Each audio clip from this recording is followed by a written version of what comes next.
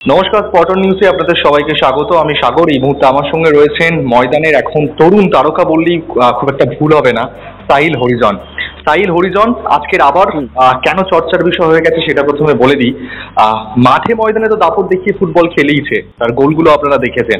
তবে সম্প্রতি আজকের উচ্চ মাধ্যমিকের ফলাফল বেরিয়েছে, আর সেখানে কিন্তু সাহিল বেশ ভালো নম্বর নিয়ে পাশ করেছে। প্রথমেই সাহিল, কংগ্রাচুলেশন। Thank you. কত নাম্বার পেলে, কত পার্সেন্টেজ, সেটা তোমার মুখ থেকে একটু আমাদের দর্শকরা শুনতে চাই, সেটা যদি একটু বলো। 80% মার্ক ছিল, তোমার 353 আমার মার্ক রেজাল্টে 353। আচ্ছা, ময়দানে তো দাপট দেখিয়ে ফুটবল খেলছো, ইদানিং সময়ে ভালো ভালো গোলও করছো, শিরোনামে রয়েছো এই কারণেই। তবে আরো একবার ভালো রেজাল্ট শুধু ময়দানে না, পড়াশুনোটা কিভাবে সম্ভব হলো পুরো বিষয়টা যদি একটু বলো। কি করে ফুটবলকে সময় দিলে আর তার মাঝে পড়াশুনোর জন্য সময় বের করে নিলে? হ্যাঁ বল, আরেকবার বলুন। আমার একটু মানে বলছি, ময়দানে তো তুমি দাপট দেখিয়ে ফুটবল খেলছো, কিন্তু খেলার পাশাপাশি পড়াশুনোকেও সেইভাবে প্রাধান্য দিয়ে সময় দিয়ে এত ভালো রেজাল্ট কি করে তুমি সময় বের করলে, কিভাবে ম্যানেজ করলে সবকিছু, প্র্যাকটিস, ম্যাচ, আবার পড়াশোনার জন্য সময় বের করা, সেটা যদি একটু বলো। এবার খেলাধুলার পাশাপাশি টুকটাক পড়াশোনাটা করতাম। এবার মানে আই লিগ আর কলকাতা লিগের সময়টায় মেন বেসিক্যালি পড়তে পারিনি, সেই সময়টা একটু মানে টিউশন যেতে পারিনি, টিউশন পুরোপুরি ছেড়েই দিয়েছিলাম। তার আগে যেগুলো টিউশন খেতাম ওই নোট, তার সাথে স্কুলের স্যারেরাও খুব হেল্প করতো, নোট দিত। তার ওইভাবেই পরীক্ষার 1-1.5 মাস আগে থেকে একটু জোর লাগিয়ে পড়াশোনা করেছিলাম, ওতে মোটামুটি রেজাল্ট ভালোই হয়েছে। কোন স্কুলে তুমি পড়াশোনা, মানে এই যে উচ্চ মাধ্যমিক পাশ করলে কোন স্কুল থেকে? আমাদের অশোকনগরে কল্যাণগড় বিধানচন্দ্র বিদ্যাপীঠ।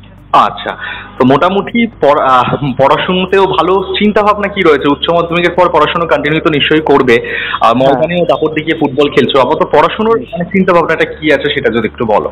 না, পড়াশোনা এখন আপাতত টার্গেট আছে গ্র্যাজুয়েশনটা কমপ্লিট করবো, তার সাথে খেলাধুলা চালাবো। আচ্ছা, এই মুহূর্তে মানে একটা বারে বারে চর্চা হয় যে বাঙালি স্ট্রাইকার সেভাবে নেই, পাওয়া যাচ্ছে না, কিন্তু এই সময় তোমার নামটা উঠে এসছে, সাহিল হরিজন একটা দুরন্ত ফর্মে দাপট দেখিয়ে ফুটবল খেলছে।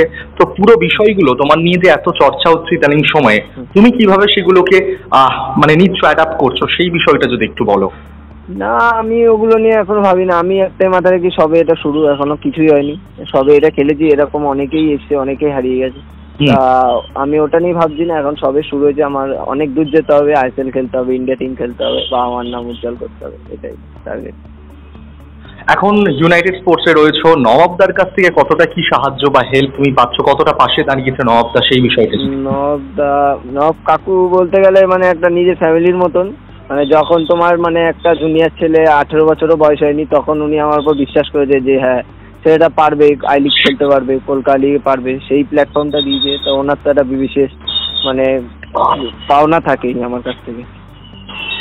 আচ্ছা, মানে নবাবদাও এই বিষয়ে, মানে আমি নবাবদার ফেসবুক পোস্টটাও দেখলাম, সেখানে নবাবদাও শেয়ার করেছে তোমার এই যে ভালো রেজাল্ট করে পাস আউট করেছো, মানে এই সব বিষয়গুলো নিয়ে তোমার প্রতিক্রিয়া কি এখন এই মুহূর্তে দাঁড়িয়ে?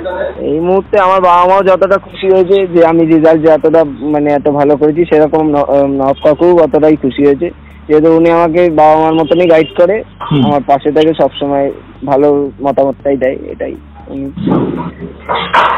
অসংখ্য ধন্যবাদ সাহিল, তুমি যেভাবে পুরো বিষয়টা বললে, আর ময়দানে যেভাবে ফুটবল খেলছো তার পাশাপাশি পড়াশুনোতেও খুব কম ফুটবলার আমরা দেখেছি যে এত ভালো রেজাল্ট করতে ফুটবলের পাশাপাশি, তার মধ্যে তোমার নামটাও এলো যে উচ্চ মাধ্যমিকে এত সুন্দর রেজাল্ট করলে।